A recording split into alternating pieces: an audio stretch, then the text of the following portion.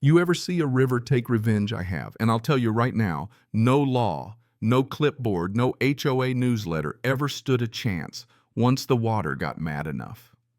The river was always part of our family, quiet, winding old as any memory I've got, sneaking past the edge of our fields, feeding the black loam where my grandfather once knelt, my dad casting stones while the sun burned his neck.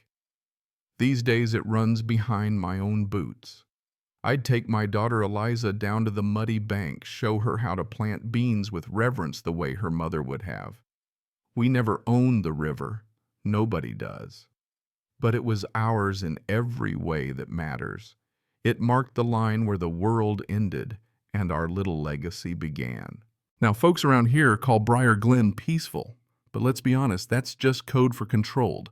Manicured lawns, mailboxes matching down to the shade, every flag and flower bed subject to debate. All it took was a whisper to get the HOA riled. Their boards sat like royalty, passing judgment from lawn chairs and folding tables. But I kept out of their games. After my wife died, all I wanted was to work the farm and keep Eliza safe, keep our world turning. Our place butted right up against the protected floodplain, but that didn't stop them from trying to fine me for unauthorized outbuildings. My granddad's barn standing here decades before the HOA was even a bad idea. I fought them and won. Ever since I kept quiet eyes open, everything documented. Quiet folks. People like me make easy targets for the loud and the power hungry. But the river, they left that alone. It was outside their reach, a wild line the bylaws couldn't touch. It ran between my rows of tomatoes and the backyards of the board members, a living border. And then, God help us, Karen Walsh arrived. Platinum hair, sunglasses when it rained, SUV, always spotless clipboard welded to her wrist. She moved in and ran for HOA president before the moving boxes were unpacked, blaming the old board for rural encroachment, whatever that meant. Called everyone by their first name like she was collecting secrets. I ignored her, figured she'd burn out. But she didn't fade. She dug in, swept the board, promised enhanced property values, mailed out surveys and glossy flyers about neighborhood enhancements. Then she showed up at my gate. Tuesday morning, I'm fixing a fence. Eliza's by the henhouse humming her own song. Karen's Mercedes idles in the dust long enough to feel like a threat. Mr. Halstead, she says, lips tight as wire. Ma'am, I don't open the gate wide. I wanted to discuss the river. She talks about erosion and potential liability. I tell her it's a river. It erodes. That's what rivers do. She smiles like I just failed a pop quiz. But if we're not proactive, someone could get hurt. Children, pets. We're considering redirection. Gentle grading, managed flow. I stare. You mean move the river? She doesn't like that. The board will be reviewing proposals. She says it may affect the shared boundary. I remind her, there is no shared boundary. That river is mine. Your authority ends at the fence. Her smile drops just a tick. We'll be in touch. When she drives off, the dust behind her looks like a snake's warning. That night, Eliza asks why I look rattled at dinner. I tell her the HOA's sniffing at the river. She rolls her eyes, 12 going on 40. Can they do that, she says. Not legally, but they'll try. They always do. I stand outside a long time listening to the river. It's loyal that river bends when it has to, swells and spring retreats in drought. Change its path, you pay the price. Karen didn't believe in consequences, not yet. 2 weeks later, every house in Briar Glen gets a pamphlet securing our future flood mitigation and property safety enhancement plan. A smiling family, a drone photo, and a lot of talk about potential hazard zones. The plan calls for diverting the river, cutting into my side, not theirs. Nowhere does it mention my land, just the community's shared safety. There's a board vote open to all residents Thursday night at the clubhouse. I haven't set foot in that clubhouse since my wife was alive. Last time was a fire department. BBQ smoke in the air, Eliza on her hip. Now the room's packed with frowning faces and folding chairs. Karen runs the show, PowerPoint flickering between drone shots and digital drawings of a reimagined stream, so tidy, so fake. I raise my hand. It's not a stream, it's a river. Been there before any of us. Karen gives her best tight smile. We've consulted professionals. I ask what kind hydrologists, floodplain managers. She hesitates. The crowd shifts uncomfortable. Landscaping engineer, she says. I tell them, you move that river, you flood my land. Karen insists. We have authority. I ask if they have a DEQ permit. Silence. She pushes ahead and the board votes all hands up. Done. My land, my river voted away. Eliza waits for me at home. Can they really do that? She asks. Not legally, but that won't stop them. I remember Dad's stories of the flood in '87, how the river took back what it wanted. They'll bring machines, I tell her. But rivers don't obey HOA boards. Next day I drive into town and see Caleb, old friend, county waterman turned consultant. I tell him what's happening. He whistles. They didn't file for permits, idiots. He promises to help.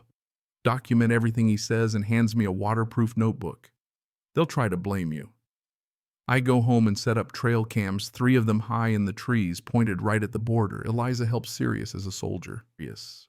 Tuesday morning, I'm in the barn and Eliza comes running. Dad, there's a bulldozer. I follow her. Sure enough, a yellow beast roars just feet from the riverbank. Men in neon vests, one with a chainsaw. You got a permit, I shout over the noise. They shrug. Talk to the supervisor. Guy in sunglasses says we're working for the HOA. All legal. Board's not the law, I tell him. He laughs. Take it up with your counsel.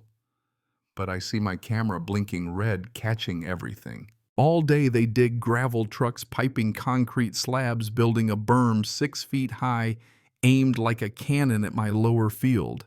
They're turning my land into the neighborhood's runoff basin. That night, I call Caleb. He says send pictures. They'll claim it was always like this. Eliza draws a picture bulldozer stick figure. Karen in the driver's seat. Not cool in bubble letters. Is our farm going to flood? She asks. I'm working on it, I say. She goes back to shading in angry clouds. Next day, I file a complaint with DEQ. I attach photos. Trailcam images their pamphlet. The clerk stamps it. Now it's on record. At home, more trucks arrive, culverts, rebar, not just a berm, a spillway. I feel that old pressure tactical angry. I confront the project manager, Leanne Aviator's clipboard. Do you have a DEQ permit? She blinks. The HOA assured us. I cut her off. I'll be contacting more than them. That night I pull memory cards, organize footage evidence now, not just insurance. The rain comes hard, real rain, not a gentle drizzle. The creek swells. By morning my best field is underwater. Corn seedlings float, hoses trail like dead snakes. It's not an accident this time, it's engineered. The HOA took a seasonal flow and boxed it into a weapon, funneled it into my land. Later I find a bright orange notice HOA citation for standing water mosquito risk. The nerve. They make the problem, then fine me for it. That night I send Caleb everything he finds, the exact frame where the contractors breached the natural channel. The weather satellite images, soil samples all prove it. But paperwork alone won't stop a flood. Days of rain and the field sinks deeper. Mosquitoes bite through denim. The earth makes that slurping sound every step. Karen's berm blocks. Every trench I dig walls the water in. More fines appear, more notices, $750, second violation. They're building a case to crush me, claim I'm the problem. They want to push me off the land the way they did to my old friend 3 counties over. But I won't let them. I call Deke demand escalation. I call a lawyer Mara. Keep everything she says. Don't retaliate. Build a paper trail. I'm learning this is chess, not checkers. Karen's playing offense, which means she's worried. Caleb brings in a floodplain engineer, May Gunderson, steel-toed boots, drone in hand. She documents everything. Grade flow silt fences, missing culvert, illegally inside the riparian buffer. They're screwed, she says. Weeks pass. Nature takes its time. The land holds water like a bruise, the berm still standing. Karen still waving from her porch. I install more cameras, 5, then 6, then a 7th, hidden in an old birdhouse. I catch the workers reinforcing the drainage infrastructure, not maintenance, but redirection. Illegal, and the cameras prove it. I gather everything: weather patterns, satellite shots, soil tests. My case rests on science, not just anger. And I wait because Karen's the type to get sloppy when she thinks she's already won. The rain returns slow, then hard. The field floods again. But this time I see a crack at the base of the berm, a weakness. I know what's coming, even if she doesn't. The storm breaks, real biblical. The river swells, the berm trembles. Then with a sound like ripping fabric, it collapses water, roaring not into my field, but back across the HOA's perfect lawns. Lot 36 goes first, then patios, then basements. Karen stands in her yard screaming at the river, soaked and wild, her power melting away. Emergency crews come, news vans swarm. The headline that night: flash flood swallows HOA president's home, unauthorized earthworks questioned. For once the truth is louder than the lies. DEQ investigates. County surveyors walk the wreckage reviewing my footage. The HOA tries to blame acts of God. But God didn't build that berm, Karen did. Her house tilts, porch collapses, and finally, she falls through her own front steps, caught on camera. She crawls out mud-soaked, still not sorry. Courtroom months later. Eliza beside me, Mara with her binder. Karen's lawyer sweating bullets. The judge watches our videos, listens to May's report, sees the drone shots, the trail cams, the birdhouse footage. The ruling's clear: HOA guilty, Karen personally liable. They pay for the damage, restore the river, cover my legal fees. Karen's out the board, replaced. It takes months to heal, but nature's patient. State crews dig out the berm, break up the concrete, let the river find its old bed. Volunteers come, some old foes now, quiet, sheepish, helping plant native grasses, build bird boxes, learn what restoration means.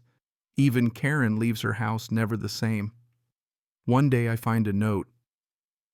You were right about the river, signed Kay. I burn it, not angry, just done. We plant squash that spring, Eliza's choice. She paints signs for every row. Hope returns, not desperate, but real, a quiet, stubborn thing.